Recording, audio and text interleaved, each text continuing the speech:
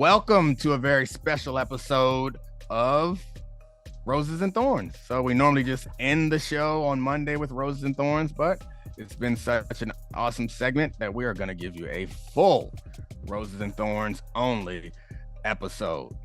Hope we got the stamina. Let's roll. He's so good! How has Domonique been lately? Bad or good? Let's find out. This is Roses and Thorns. Welcome to Roses and Thorns, a very special episode. Gonna get double the Domonique and Ashley. What's up, buddy? Welcome. You even recognize me?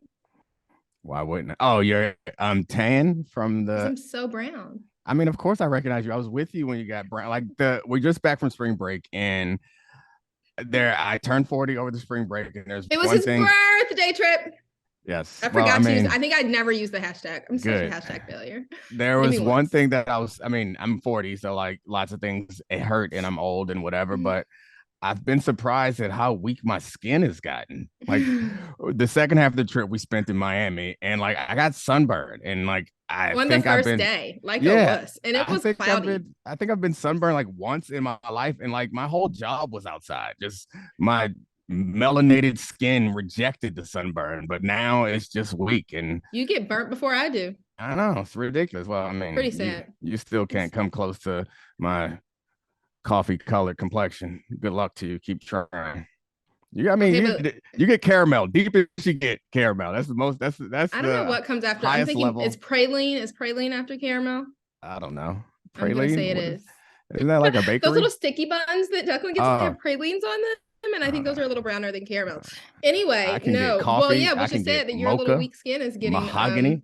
It is weak. Honestly, though, when I saw you tan, I was like, oh, this is how he was when I used to date. Like, when we first started dating, he used to always be outside working. Yeah. So you were always like, much darker. But anyway, it was fun. Thank you. That's an early easy rose. Thank you for planning such a lovely birthday trip for yourself that you invited us on.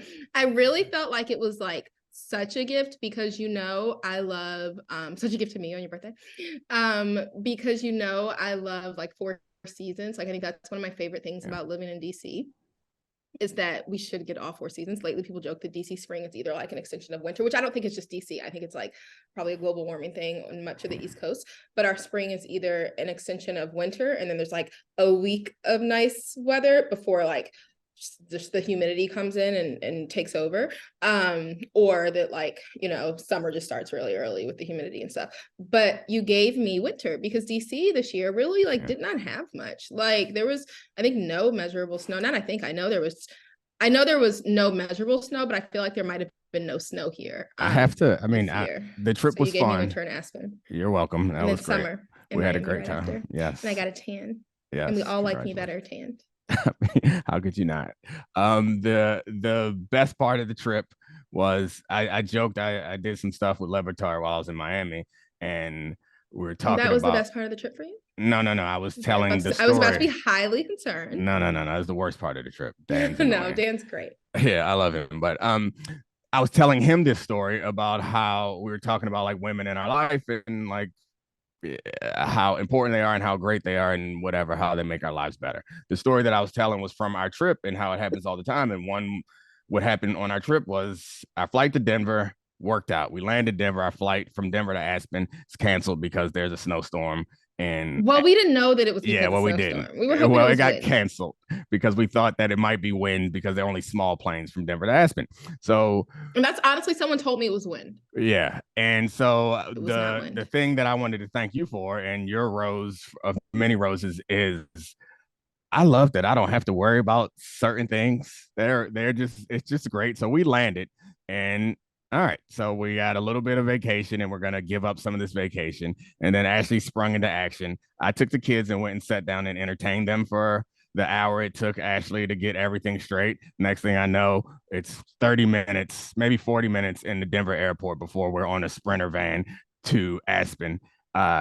And with our luggage was the most with our luggage. Yeah, so we had to pack a bunch of stuff. I had packed to lose our luggage because we had carry-ons and big bag. Like I'm so anxious again. I think of the worst case scenarios. But my sister who was with us, she didn't pack like I did. So like every person had a roll-on, and then between the 5 of us, we had also 3 checked bags. And so the roll-ons like had all the kids' summer clothes basically, so I didn't have to repack them on one half, and then one ski set and snow boots. So like if we had to make it through Aspen for one day while our luggage was getting to us, like let's say it was late, but my sister wasn't like that. So I was like, we need our luggage because she cannot not be able to ski with us. You're to me, it feels like you're kind of like a dolphin always looking for water, and water is the crisis. You're just like flopping around on land, anxious all the time. Then all of a sudden it's a flood, and you're Big like, news, I took some anxiety medicine today for the first time in my life. I got a new prescription right before we left and figured, why not try it? It's one I don't have to take every day, and it's not like strong like Xanax. Apparently it's something that like just keeps your heart rate a little bit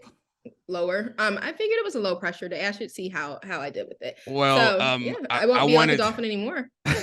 I want to let everybody know that the second half of this episode, we're going to do a special game that the producers came up with, a dating app game, maybe, which should be pretty fun. I always dreamed of being on a dating app. The coolest part of, or I guess the scariest part. So we're on this card to Aspen. We thought it was just win, so we're like, yeah, we'll drive there.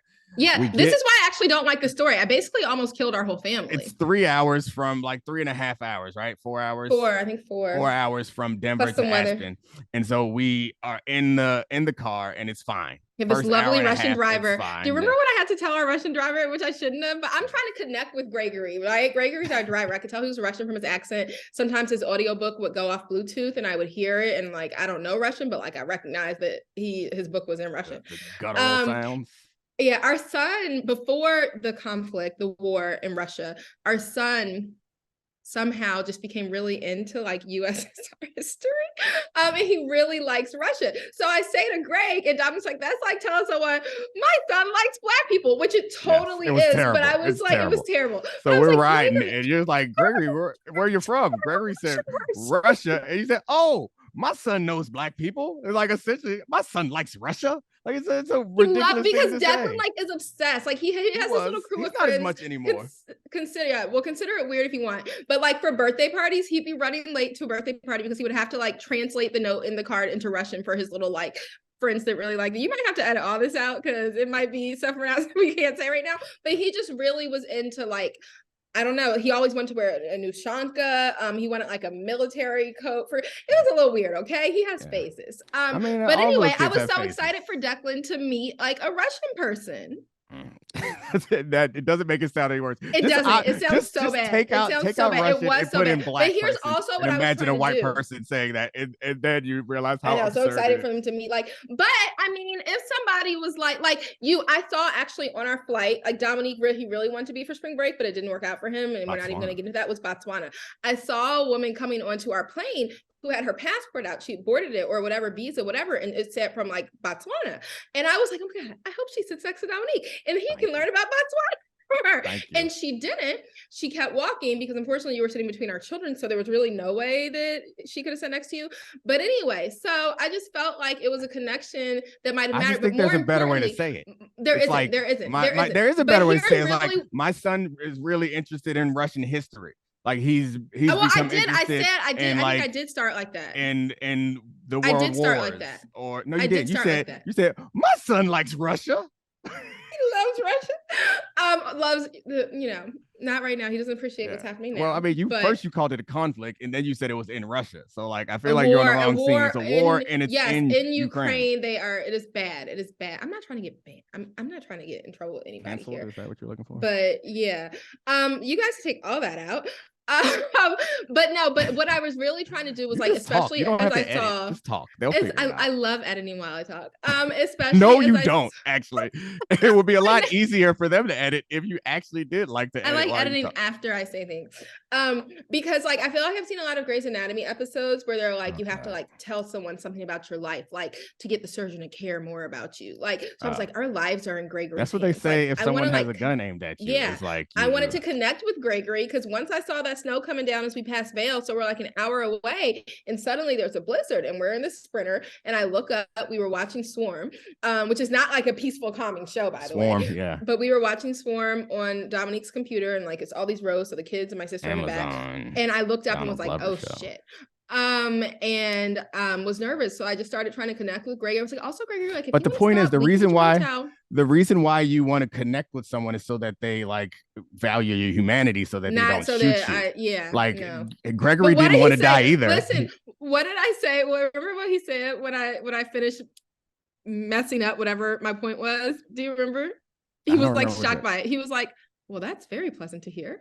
He said he was like Russia, and he said it kind of like, shit, why'd you have to ask that? And then I was like, that has to suck for him though, like, because he said he left right before the war, which and he like implied that it was in part because of it. So like, I'm sure I'm not as into Russia as Declan, but there are lots of things about Russian history, like Russian literature, like their position in the world wars. Like there's lots of things about Russia that I'm sure Gregory is proud of, but us in America, we only know one thing about Russia right now, and Gregory, I'm sure, I wanted to know that my son was not like that. It probably sucks every time someone asks where he's from, and he's like, Russia, and I'm not in support. It just stinks. But anyway, the point was, we were riding out. Once we got past Vail, it started snowing pretty hard, but not enough for me to be concerned. And Ashley, like, essentially told Gregory, like, we can get a hotel for everybody. Like, pull over wherever you can get a hotel. Don't worry. Yeah. And I was like, I looked out the window, like, yeah, whatever, it's not a big deal. And then like an hour later, I looked up, we're on a single lane road and it is a blizzard, and Gregory's just humming down the road, and I'm scared. I'm like clutching your leg, like, oh, I know. He's like, don't look up. He's like, because I had not taken my anxiety. I thought about it. Honestly, I had it in my purse, and I was like, this is your moment, girl. But I didn't do it. Was there any other, I want to get to the game eventually. Was there any other highlights by the game, not just the game that our producers put together? We'll get to that too, but also the women's national championship game. But before we get there, were there any other highlights of the trip that you want to talk about? Like, Declan came into skiing really quickly and he loved it. We're skiing through the mountains, and I was exhausted because we skied for. And me and the girls left early. Well, actually, Avery stayed late the last couple. No, I mean, she stayed later. But she was like, I'm gonna go have hot chocolate. She just wanted to be like left alone. She was like, if I tell mom to leave, but then I change my mind, I get to sit by myself at the lodge and have hot chocolate and make mommy nervous that I'm alone. While daddy and Deck stay out. So you're right. So we skied from 9 to 3 every day, me and Deck, for 3 days in a row. I was beat, and he was fine. And then we would come back and go swimming. Like, they had a pool, outdoor hot tub, outdoor pool and hot tub. Well, I mean, the pool was just as hot as the hot tub, honestly. So it's 20 degrees outside, and we're in the pool. You were happy to be out there showing off those abs you just been working while you were skiing. They were popping. The thing is, like, I appreciate that you grade me on the curve, but I don't grade myself on the curve. I don't, hey, like, I know what it was like, and it ain't like that no more. Like, I feel comfortable in a room full of other 40-year-old men, but like, I've fallen off quite a bit, but that's all right. He used to look like a turtle. Like, it wasn't attractive. You didn't like it. Much more attractive now. I liked it. I was ripped. Now I'm just like a fit dad, which, gross. Let's be a fit dad. Well, I have a rose about myself, and it's not your rose about me. I've read a book. I was an English major in school. I was an English teacher. I went to grad school. I had to do a lot of reading. But since like I finished school, like, which honestly, I think I finished my last program probably like 7 or 8 years ago, whenever we left. But like, I go through phases with my reading. I used to do okay with reading, but then I was like, I had to read so much stuff that I didn't want to, that now sometimes like reading, which I hate to admit about myself. But then sometimes I get into it, but I get too into it, where like I'm in these novels and I'm just like voraciously turning, pages and like ignoring my family, because I'm like, well, I have to finish this in a day because the story's so good. I have to, like, it has to unfold for me. So like I have no chill with it. It's like all or nothing. But I brought a book, just like one that my sister had left here one time. And it was like interesting for me because I don't normally read. Like, it's by Glennon Doyle. Is that her name? She's like a big, like podcaster, writer. And it's not self-help books, but it's like autobiographical, like essays kind of, that like have lessons in them. And she's a white woman. And so much when I was in school, I always grabbed, I think it started because I went to like all white schools for much of my life, from like 4th grade through high school. Not all, I mean, predominantly white, like 90% white. And so there wasn't a lot of representation of like Black literature. And so whenever I could, when you had like the choice to read something, I always wanted to choose like a Black book. And so then when I was an English major at Maryland, my concentration was African-American literature. And so like basically all I read is like African-American literature. And honestly, so much of the new stuff I read, I'm like, oh, but I missed like the old stuff, like the stuff from the Harlem Renaissance or whatever. But sometimes I have new stuff that I really, really love. But I don't gravitate towards nonfiction or white authors. But I was like, you know what? Like this is essays, something I can put down easily. There was actually a short stories book that I was looking for. And I loved it. And it felt right on time. And like it made me proud to like try something new and different. And now like I want to keep trying her other stuff, although some of them might not totally be for me. And like literally some of the stories I would read, like a couple I was like, Domonique, read this. Like it just fit the moment of like stuff that was going on in our lives so well. So I'm really grateful that I did that. And I really am like thinking like maybe I should push outside my bubble more, but then I'm also like I don't know, and I think that's probably unique to like being a Black person, like with Trap Taboo, for instance. Like I've for years played regular Taboo, and for years probably hardly understood some of the clues, like because there are these things like in like wider like American white culture that I'm like, I didn't grow up knowing who this is. You put Luther Vandross on a card, like I can make someone guess it in 5 seconds, but like some of the artists that they reference in Taboo, Not everyone. I mean, not everyone knows Luther. You can't. Oh yeah. I can make when I say everyone, I mean like the people who would be at my game. Yeah, right. And so, but like some of the random old artists there, I'm like, I have no idea. Like what at Casey and the Sunshine Band? Like that's just you went out of your way though, because like you are very culturally Black, despite the fact that you like. By that I mean distinct from American culture. So like I feel like I know more, despite the fact that I went to all Black schools for much of my life. But that's probably why though. About I guess you like. And like my parents raised us in an environment where it's like this is what we're listening to. But like I'm surprised that like I know more about like general. I know like 90s white pop. American culture. Yeah, that's true. Like Britney Spears.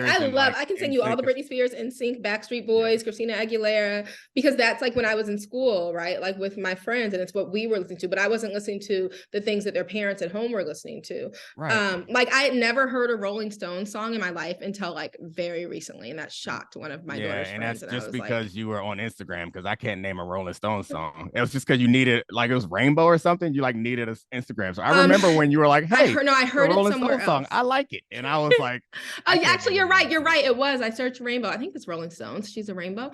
But then I heard it on Ted Lasso, and I was saying, "Oh, song on Ted Lasso." Although they had Afro beats on the last episode, so watch out.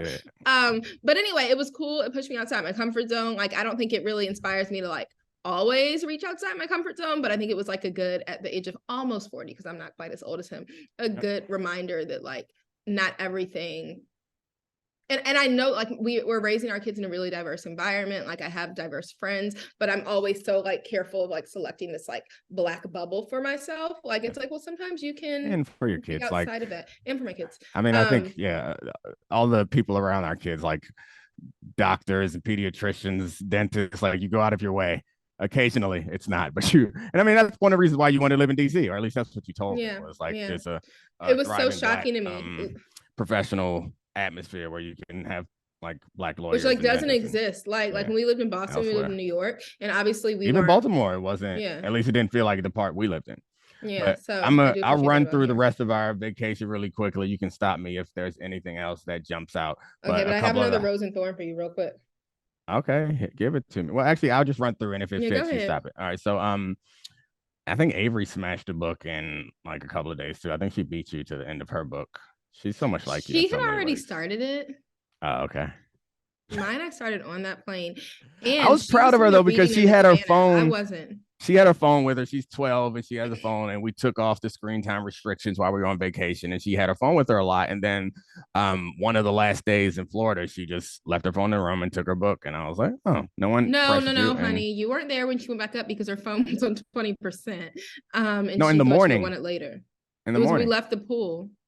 No, whatever. I was there. You No, it was the day you were Dan. Like she went up to put her phone on the charger early on. No. The next day, she just left her phone in the room and took the book down. That's what I was talking about. But anyway, I think Emerson, our youngest, had altitude sickness and threw up 13 times in one day. She told us. She said 14. She was very proud keeping of that count. Yeah, but then she was fine. And that's about it. Declan and guys, caught some can I fish tell you in the how ocean she threw up? with a net, and some also with his bare hands, which was kind of absurd and scary. But if Emerson apocalypse comes, a little bit of germophobia in her, like I do. So like we can say the nicest, cleanest looking hotel, and she won't even drink after me. She says, "Mommy saliva is gross." But you know what? I don't really want to drink after my kids either, so I'm not mad. Except for I'm a little offended because she will drink after Domonique, but whatever. But somehow she thought like she kept throwing up. She kept spitting up in the sink, and we're like, then Domonique would have to like clean the hotel sink out, which is gross.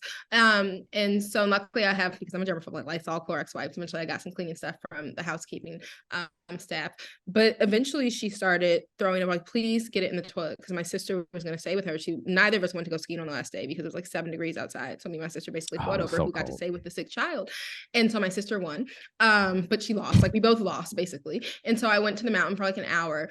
And my sister's like, what the, and sent a picture. Emerson was literally standing on the toilet seat, because like we were like, you have to throw, but she didn't want her face near the hotel toilet bowl. So she would stand on the seat, like with her feet, and bend down and try to spit up into the toilet, which obviously made a big mess.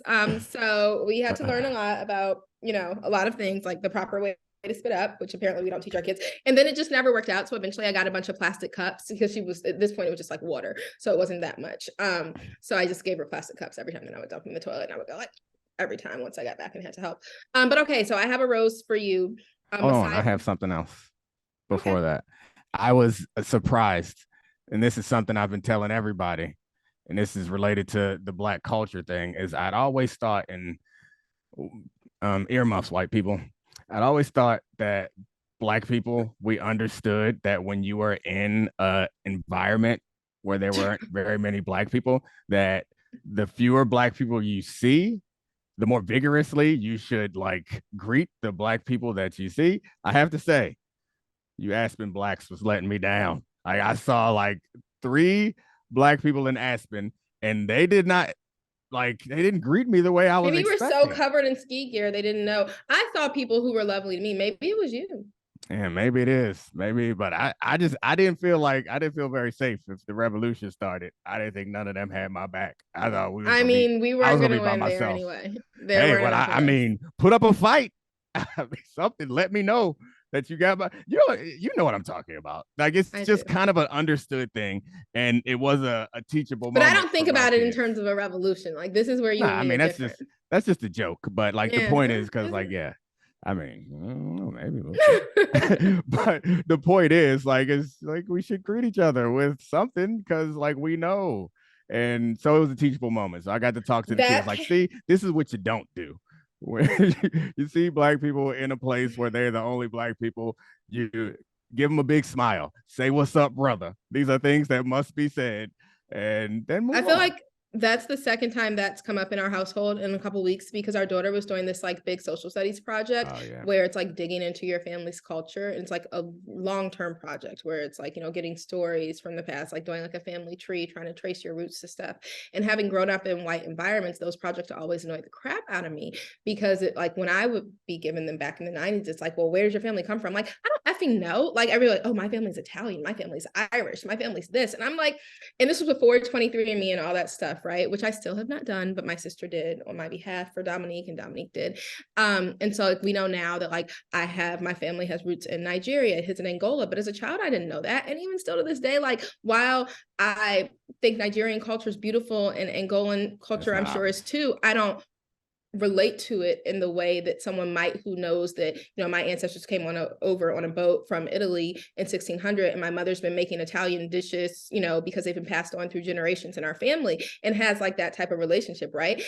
Or somebody O'Donnell, who like Liam O'Donnell whose family's from Ireland. Like I don't feel the connection to Nigeria, even now knowing for however many years since it's been that Lauren did the 23andMe, that that's where my is like descendant of some slave owner. Yeah. Like it's all like so those projects used to really frustrate me, because it's like it's not fair that you, like, a lot of times these white schools are asking us to, like, I feel like Domonique was like, what? I never had to do that type of shit, because you went to Black schools, they knew better than to ask you to do that. Me with all these white people, I always was asked to do that, and it's like I don't effing know, my family's Black American. And so at our kids' school, they make a point from kindergarten on in the social studies curriculum to really try to understand like the kids' uniqueness, and they call it like roots, or like this ethnography project once they're in middle school. And but I thought what was nice about it, like, it was frustrating me at points because my daughter just wants an answer that looks like her friend's answers, right? She's like, I'll put Angola, I think there was a little bit of Irish in there. I'm like, we're not Irish, slow your roll, like chill, buddy. But like there were, as once we got past those initial questions, like one of them, for instance, was like, how do you greet people? Like, is there a special cultural greeting? And like, there isn't, like, you know, we don't say like bow or do anything like that. But I was like, but you know what? Like, I think I was like, one, I'm a hugger, but two, like, also like, and when I see a Black person on the street, like I nod at them, especially in areas where there are less Black people. Or like, huh? I don't know that Black people in DC. I mean, I'm not, but well, like if I'm in the grocery store in our neighborhood, for instance, where there's mostly white shoppers and Black people working, I know half their names, right? Like, and so, and I'm like, and that's important. And I think that's important, not because I really think a revolution's starting. And she was like, but that's not culture. I'm like, but it is, Avery, like looking out for people who society hasn't always looked out for, like that we are the same. And, you know, like people that may, like sometimes I see Black people walking around and like, or brown people walking around, and it seems like some people don't notice us or them. And it's like, I will always notice you, like no matter where we are. And so I think it's, I never had those explicit conversations with my parents growing up, even though like I saw them doing those things, but I think it's been annoying at first that this project forced our daughter to feel like she was like cultureless and we had to have these conversations, but also nice because it's like, making sure you know these things, like this is, you want to know who we are or how our culture has shaped us in whatever ways, and that's a big one. I mean, I talked to her about the history of DAP and also which I did not know. Yeah, taught you something new. But the Black American is culture, like that is, and I don't know, like sure. If you, but she like wanted something like else, like she wanted like, or like I mean, or watch the documentary that they have on Hulu that talks a lot about that. It's like how there are no people more American than Black people, given that like all the freedoms that we say that we want, we've gotten closer to most of them as a result of sacrifice and commitment by the Black people in this country. And the power that the country has and the wealth that the country has is largely built on the sacrifice of Black people. So when you're in class and people are like, hey, I'm from Ireland, like, no, motherfucker, I'm American as it gets. More American than anybody can be American, I guess, except for let's be Native competitive Americans. About it. Why don't we? Except for maybe Native Americans. But I mean, yeah, but, we're all equally whatever we want to be. I know, but the point is, it at least it feels, you can feel like you can be made to feel inferior because you don't have these connections because it was taken from you. So I think opposite of that is to understand that it's not inferior. It's a different path. But anyway. Segue from that to something I love. I've enjoyed watching women's basketball recently. Which I hate to say this, I could call it a controversial opinion, wink, wink, but I was scared to write it down. I never used to love women's college basketball, but lately I find myself liking it as much, if not more, than men's. And I was watching the championship game and the other Final Four. I've been watching kind of earlier on as Maryland lost, but following Maryland. And then they lost, continuing to watch like in the Elite Eight and Final Four. And Angel Reese, her like waving at the girl to point to her ring finger and all that stuff. Like, I think especially because she's a Black woman, I'm like, talk your shit.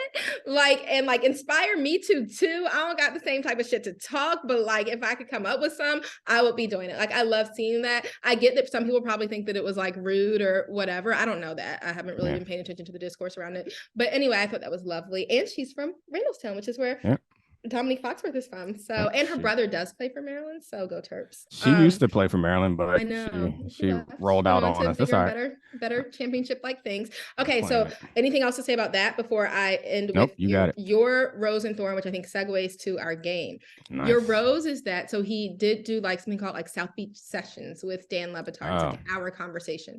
And you said really nice things about me in there. So that's However, your thorn is that you kind of made it sound like, and you did kind of clearing it up later, but you made it sound like being hot, like you're not with me because I'm hot, which you're not. I'm glad you're not, but like that, like that's not something you value about me, or like think about me, and I get some people would not think that is a thorn, but one, it feels a little dishonest because what we have started dating is dishonest. That's why I cleared it up.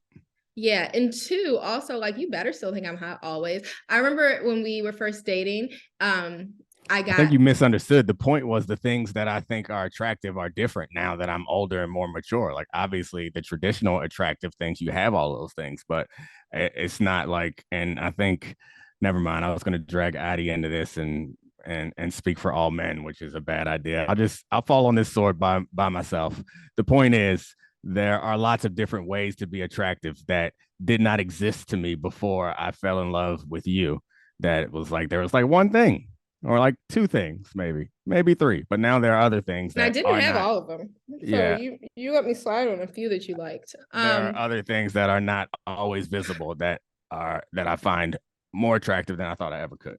Okay, fine. The end. So now, when we have started dating, though, given that you didn't know those things about me a long time ago, let's go, team. Because you're still hot. All right, Christina, take over. So Sarah and I have created fake profiles. I guess we'll bleep out the name of the dating app because no free sponsorship here. Yes. But we created fake profiles for both me, Sarah, and Addie for you two to guess which dating profile matches which producer. And then we made fake profiles for the two of you to see, would you swipe right if you didn't already know each other? Addie looks displeased. Well, Addie didn't really want to participate, and I said, too bad, we're doing it. Nice. So we're all, the three of us made dating profiles, and I'm going to read profile by profile, just the prompts. So I'll read you question and answer, and after each one, you have to decide which one of us made this profile, and I'll let you know, obviously, who's who. Sarah's going to be the easiest. So you think. Okay, so are we ready? I'm ready. First dating profile. Dating me is like riding an ocean wave. I promise you let go and ride the current. You'll have so much fun. That's number one.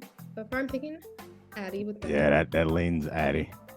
The second prompt is, the best way to ask me out is by apparently telling me you want to pick my brain about journalism, media, spirituality, and then me realizing halfway through I'm on a date.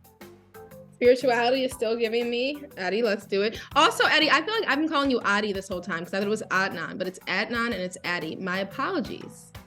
It's Adnan. So Adi Bengali means destiny, but then my own mom is from Mass, so she calls me Addie. So it's it's everything. Okay. Right. Well, cool. Then I guess I haven't totally butchered it. Anyway, so last one. Last one is, the dorkiest thing about me is I love the Fast and the Furious series. So I would have not guessed that. But what are you on, honey? I'm still on. Yeah, I mean, the last Fast and the Furious made me think Sarah, but I still am leaning Addie. What are you? I don't know. Fast and the Furious, really. Spirituality, riding the wave. We have to agree, huh? No offense. No, you don't. You don't have Christina, to agree. But I'm seeing Fast and Furious. I'm like, that could be Christina. I'm really lost here. I'm going Sarah. I'll stick with my original inclination and go Addie. It's Addie. We're keeping track, guys. I won last week's game too. I didn't know this was a competition, but all right, next one. Okay. This profile says, my greatest strength is organizing the dishwasher to capacity to fit every single plate, thus never having to hand wash anything. Christina, done. Don't hate me if I prefer to eat all of my meals in bed. And, hold on, I lost my place.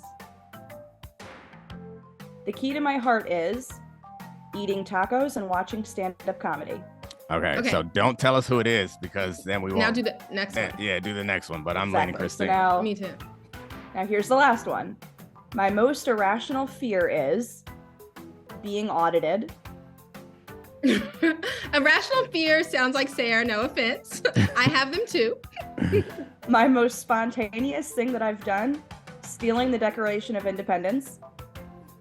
And the last time I cried happy tears was when Ke Huy Quan's Oscar acceptance speech. Yeah, it's definitely Sarah. Yeah, I'm thinking Christina was one. But can we, once we get to the bottom of this, we do need to hear about stealing the Declaration of Independence.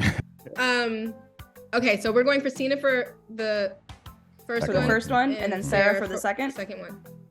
That's correct. Yes. I still won though because so technically Ashley did win. Ashley of won. course, Yes. she's a winner. All right, so Declaration of Independence. What the hell happened there, Sarah? That's from the not Oscar winning, but should have been Oscar winning performance, National Treasure Book of Secrets. Steals the Declaration of Independence. Okay. What a classic. Just a classic film, cinema. See, I've never seen that, but if you had said Love Jones, I'd have been like, yeah. That's what Dominique mean. I'm missing so much, but I was like, yeah.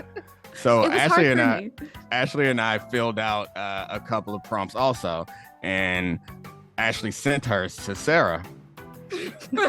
And Sarah. And which was the directions? Y'all said text or email them to Sarah. And we have a Roses and Thorns group. To be fair, those were my directions. Those were the directions. And I could tell that. So when I had to go back, no offense, Sarah, but I never saved anyone's numbers. So when I had to go back, I was like, okay, I know that's Christina. I can tell from some of the responses that this is Sarah. So I went and I saved Sarah's number because we weren't supposed to send them to everybody. So I could separately text her. I saved it from our Roses and Thorns group chat, from a response from someone in that group chat. Continue, honey. Yeah, so Ashley sent her responses to Sarah, and Sarah responded by saying, hey, I'm sorry, but I think you have the wrong number. But I, too, hype myself up to Beyonce, and you should never swap one of those things out. So they continue to have a complete conversation. Because we're supposed to have 3 questions. So I sent a 4th. I said, and my answer was like, and here's another one in case you want to swap one of the earlier prompts out. Yeah, so they continue to have a full conversation where Sarah was trying to be kind to this person who she thought got sent the wrong phone number or something. Like, Sarah, what the hell happened? Yeah, okay, so let me explain. And I'm like, I was sick last week. I was sick last week and had like a whole bunch of cold and flu medicine in me. I was half awake, half asleep when I got these texts. And kind of like Ashley, I didn't have her number saved because like I had everyone else's number saved. So when she would text, I knew it was her. And this was the first time we texted each other outside the group chat. So there was no previous messages. That always is hard to go off of. And so I asked my roommate, I'm like, do you have this number? And she was like, no, do you think she got sent the wrong number on purpose? Because these are clearly from they the thought I had been dating stood app. up. And so I was like, oh my gosh, I think that's what happened. And you were so sweet. I was like, I have to be nice to her because like I've been stood up and like this is so mean that somebody sent her the wrong number on purpose.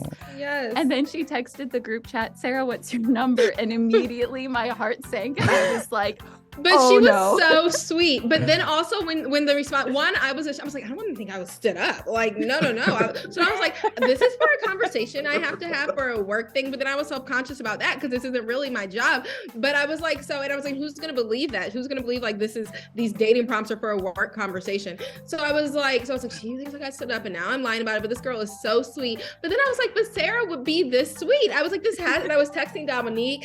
So I was like, Domonique, what's Sarah's number? And he sent me the number that I had texted and saved, and then like I hit the group chat like, so I think I sent it to your DMs, like, and then you're like, oopsie, that was me. And I was like, I knew it was you because you were just so sweet. No, I was like hoping we would continue on to be friends. I it worked out so nice. I want to be friends with her. The start of a best friend movie. All right, I'll read your profile, Ashley. All right. Also, can I admit that it was hard as hell? Like, I say that I'm jealous of people who like get to be on dating apps because it seems like fun and exciting to me. But it was so hard, and I was like, my answers are whack, and probably no one would want to date me from this. So like, Addie and I were going back and forth, and I texted first, and I said, I'm engaged and I'm sweating answering these questions as if somebody out there is going to be reading them. I'm nervous. I'm so old school. Like, I can't imagine using this to find someone. Yeah. So like, and then having to explain yourself, like that's like so hard to do. And it was weird. That's why you were like, I refuse to participate in this game. I should have, but I'm too much of a yes team man. I feel like I would just use the dating sites to put up numbers. Honestly, it would not be like trying to meet somebody. I don't know. It feels like whatever. All right, I'll read quite yours. honestly, when Ashley reads your profile, that shows through. Good. Oh, Domonique, I haven't looked at it yet. All right, so here's Ashley's profile. So I'm swiping immediately because you're attractive, and you said that was it the first one? But I have a Valentine's tree and a Valentine's dress. You'd be like, who is this? And then the next picture, I'm wearing like a Grinch outfit. Would you be like, because my festivity, like Dominique's come around to, like, who do you think puts up these damn trees? But like, it wasn't your original thing. You wouldn't be scared off of like this lunatic who has Valentine's decorations? Nope. That's so nice of you to say that. You would be. I mean, I did. We're not getting married. I told you I would be using these sites to put up numbers. You are worth joining the team, then sure. I get myself out of a funk by singing Anita Baker. Apparently you're 6'11", which I don't know how you got that. More hot pictures. I wind down listening to Lauryn Hill. Yep, I like Lauryn Hill. I won't shut up about anything. True. Yeah, you talk a lot. And your awareness of it. My other one was I hyped myself up by listening to Beyonce. Like all of the ones were just like, what artist do I listen to? Because it was so hard. Like, God bless people who really do well and like meet their spouses from these dating sites. Okay. What? The pictures you guys chose are funny. Anyway, go ahead. So now let's say I'm looking at Dominique's. My greatest strength, confidence. Ooh. Sexy. Dating me is like being the head coach of a defending championship team. Yep. I don't think I understand that. You don't have to. Guess the song. So I typed a text to a girl I used to see saying that. I'm singing it. He only put one line. So that would get me right there. So that song, what's the International Players Anthem? Yep. UGK. That's the Andre 3000 verse in the beginning. I'm Catholic, so our wedding was Catholic. So like we had to do like Catholic hymns pretty much. My dream was like to walk down the aisle to that song, even though like half of it's about like being a pimp. It's awful. Andre's verse is the only one. Andre's verse is the only one. But now, even when she's like, "Be with me, you could be the eighth wonder of the world," I'm like, yes. I identified, except for it's about like being a whore. Pimp and, But yes, I would swipe right. I like your confidence. I like that you look nice in a suit and your Broncos uniform. I might have picked. There are a couple pictures of you that I've seen like somewhere online, I guess.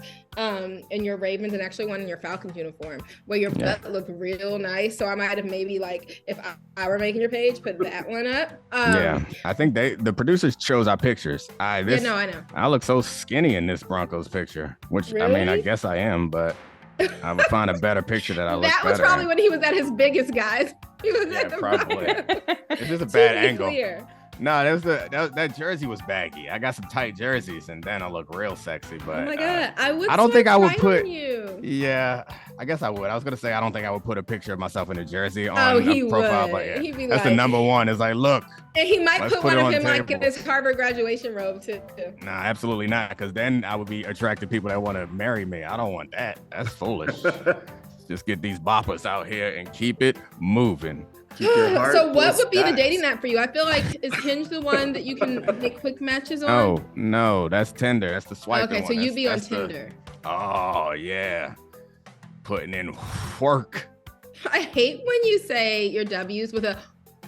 Which that's when you want to emphasize because it sounds gross. H then W. Work. It sounds gross. And I'm sure you would be. Okay, you know what, guys? I would like to thank you because literally, like, well, now more of my friends like aren't on dating sites, but like maybe like 10 years ago or however many years ago when I was like married with kids, my friends would be on dating sites. And I'm like, this looks so fun. Like, I miss this stage of it does not seem fun anymore now that I've tried to do it. It's stressful. This is uncomfortable. Like, just making Sarah feel like her fate is so sad. Like, can we be nicer about this? Like, let's think about how fun it would be. No, I commend you for coming up with creative. Like, you do good at it. It's harder than I would have imagined. It's very tough. I set my location to different countries, so kind of so that I can have more fun and not actually meet anybody. But so you can put up numbers. Good for you, Sarah. But she's not in the same country with them, so she can't put up numbers. They got planes. They got planes. Hoes everywhere. I mean, different cities you could it. do, but she can rap all the rest of the verses to International Players Anthem. We can do the first one. All the rest of them are for Sarah because she's a player. No, I want to be the 8th wonder of the world. Good luck. So the head coach of the team. Because he doesn't think I'm hot. I do. It's all right, guys. I think we've got to go. I have to consummate this relationship again. Ew, you're so weird. I actually thought really, I was like, oh, poor Charlie. He's 12 minutes late. You're waiting. Oh, no, you're good. Well, I'm gonna have to make Charlie wait for 14 minutes. Bye, guys. This is the Domonique Foxworth Show.